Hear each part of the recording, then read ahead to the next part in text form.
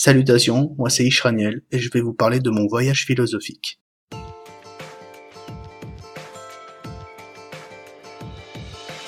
Je suis né en 1992 en Franche-Comté, avec une petite enfance tout ce qu'il y a de plus banal. Rien de bien extraordinaire en somme. Si ce n'est qu'environ à l'âge de 4 ans, on me diagnostiqua un handicap vocal. Je suis atteint de bégaiement tonico-clonique. Et il arriva ce qui devait arriver lorsqu'un enfant présentant quelque chose de différent arrive dans une école. Et pourtant j'en avais cure des autres. J'étais déjà très introverti, je passais mon temps à regarder la pluie tomber, les pétales flotter dans le vent ou regarder les rivières s'écouler. Alors ce ne sont pas quelques propos des autres qui allaient me préoccuper. Si j'ai eu une enfance relativement tranquille, mon adolescence était très différente. Mon introversion était plus forte que jamais, je détestais les autres et être avec les autres. Je me posais beaucoup de questions sur tout. J'étais extrêmement apathique, je ne souriais jamais. Je n'étais pas malheureux ou triste, mais j'étais constamment déprimé. J'avais très souvent des coups de blues, au mieux tous les mois, au pire toutes les semaines.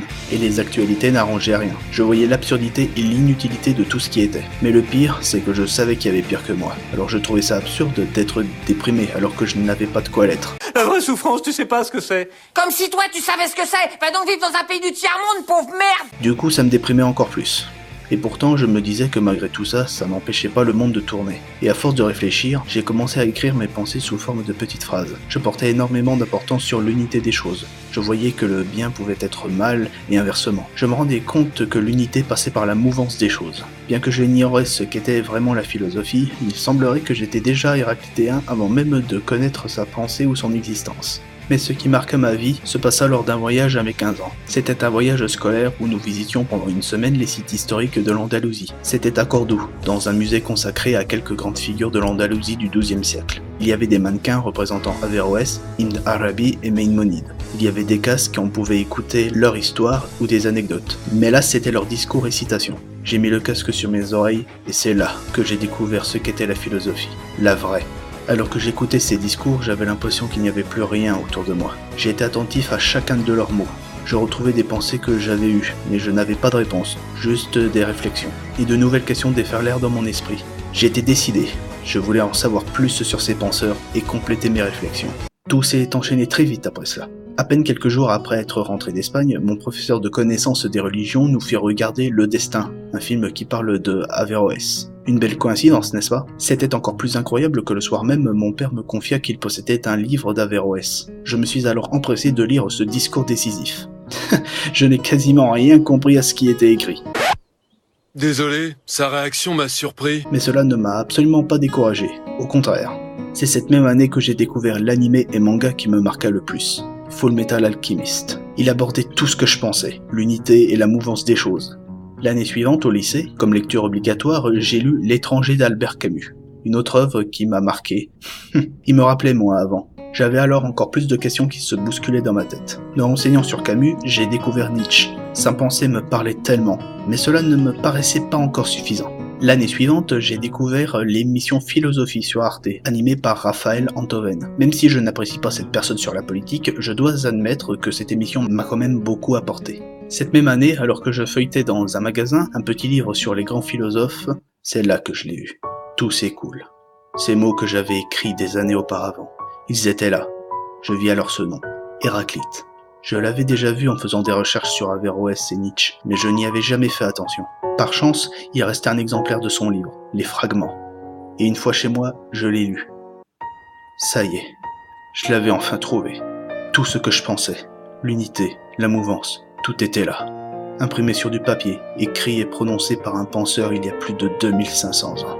Je pouvais alors me consacrer à fond à la philosophie, mais je ne pouvais pas vraiment m'exprimer, personne autour de moi ne s'y intéressait. Heureusement, la terminale arriva et j'ai eu la chance d'avoir un professeur de philo très ouvert et qui trouvait mes réflexions très intéressantes. Je me souviens plus très bien de ma moyenne, mais c'était aux alentours de 16 sur 20 à peu près. J'ai découvert de plus en plus de philosophes que je trouvais intéressants, comme Alexandre Jolien, Schopenhauer, Wittgenstein, Sénèque, etc. Et même si j'étais doué pour la biologie, j'envisageais très sérieusement de faire des études de philosophie. Mais mon professeur m'en dissuada. Ce sont des études très intéressantes, mais malheureusement il n'y a aucun débouché, et quelqu'un comme toi n'a pas vraiment besoin d'aller dans ce genre d'endroit fermé. Je pense que j'ai eu raison d'écouter son conseil. La plupart des étudiants en philo ne sont pas vraiment héraclitéens. Enfin, arriva le bac. J'étais plutôt confiant, et j'ai fait comme je faisais pendant l'année terminale. Et là, 8 sur 20. Réaction au premier degré, Putain, ça fait chier. Je suis donc allé en rattrapage, et bien qu'on m'ait déconseillé de prendre la philo, je l'ai pris quand même. J'avais une revanche à prendre quand même. J'ai vraiment... Le jour J, j'entre dans la salle et je fais comme d'habitude avec mes réflexions. Pendant que j'analysais le texte, une fille passait son rattrapage, et passait un sale quart d'heure. Le prof était hautain, suffisant, arrogant, fermé d'esprit, coupait la parole, et la fille s'en alla avec une triste mine. Lorsque ce fut mon tour, j'étais déterminé à lui faire fermer sa gueule. Ok, alors là, ça va être un bain de sang. Alors, je déballais tout ce que je pouvais. Je multipliais les références et les citations. Dès qu'il essayait de me contredire, je rebondissais avec des arguments. Il me posait une question, je balançais, on peut le dire, toute la rancune de ce putain de 8 sur 20. Là, c'était lui qui passait un mauvais quart d'heure. Tu vas passer un mauvais quart d'heure. Et bien sûr, je citais Héraclite. Je crois que je n'ai jamais autant cité Héraclite de ma vie ce jour-là. Une fois terminé, le prof tremblait de partout. Il transpirait même. Il répondit avec une voix discrète « C'était très bien, très intéressant. Vous pouvez y aller. 16 sur 20. » Thank you! Comme quoi, quand on est arrogant, parler avec une personne passionnée en face de soi te fait sentir très con. Et enfin, c'est fin 2012 que je découvris My Little Pony. Et c'est en janvier 2014 que, suite après avoir présenté ma passion de la philosophie sur un forum, que Théo de Pony Magic Lab me souffla l'idée de faire des vidéos philosophiques sur MLP. C'est ainsi que je suis entré dans l'univers de la pop philo. Désormais, j'apporte ma pensée influencée par Héraclite sur beaucoup de succès populaires. Voilà pourquoi les MLPC philosophiques sont dédiés à Héraclite, mais aussi à Gilles Verviche, grand représentant de la pop philo. Aujourd'hui, introverti et apathique, je le suis toujours, mais je prends désormais énormément de recul sur tout. Je vois toutes les possibilités et le mouvement de toutes choses. Cela fait plus de 10 ans que je pratique la philosophie. Je possède plus de 50 livres philosophiques, j'en ai lu plus de 100 et feuilleté au moins 200, sans compter toutes les informations que je trouve sur la toile. J'ai également des projets, notamment celui d'écrire des livres. Un sur la pop philo, où je parlerai de différents succès populaires, tels que Le Roi Lion, Overwatch, Camelot ou encore Wakfu. Et l'autre livre sera La finalité par la fatalité, qui portera sur l'entièreté de ma pensée. Peut-être que j'arriverai à les écrire et les publier, ou non, peu importe. Pour l'heure, les MLPC philosophiques me permettent de partager mes réflexions et faire découvrir la philosophie à ceux qui veulent bien écouter. Cela fait déjà 4 ans que j'ai commencé cette chaîne et je suis passé de 30 abonnés la première année à près de 650 aujourd'hui. Que vous participez activement ou que vous soyez de la majorité silencieuse, vous vous intéressez à ce que je fais, alors je ne peux que vous dire un grand merci. De nos jours, on peut facilement commencer la philosophie peu importe l'âge. Il existe des centaines de livres pour s'initier à la philosophie. Si vous voulez vraiment vous lancer dans ce voyage, je peux vous apporter quelques conseils. Vous pouvez bien sûr parcourir le programme de terminale, mais vous ne survolerez que quelques points. Le mieux à mon sens est de trouver un sujet ou un auteur qui vous parle vraiment. Pour ce faire, rien ne vaut un livre qui résume les concepts et les auteurs. Et là, vous pourrez trouver ce qu'il vous plaît. Par exemple, si vous vous intéressez à la face cachée de la liberté avec l'angoisse ou le désespoir, alors peut-être que Kierkegaard est fait pour vous. Je peux également vous conseiller l'ouvrage 3 minutes pour comprendre les 50 plus grandes théories philosophiques, qu'un abonné m'a fait découvrir sur Twitter. Il est très simple et n'entre pas dans les détails. Et bien sûr, il y a des chaînes YouTube comme celle de Cyrus North ou de Monsieur Phi qui sont très bien. Et pour ceux qui n'ont pas envie de lire de gros bouquins de plus de 300 pages, je vous conseille le mensuel Philosophie Magazine, avec des actualités, des questions, des réflexions, mais aussi des extraits de livres. Et si vous voulez passer à un niveau supérieur, il y a les conférences, les émissions de radio et philosophie sur Arte.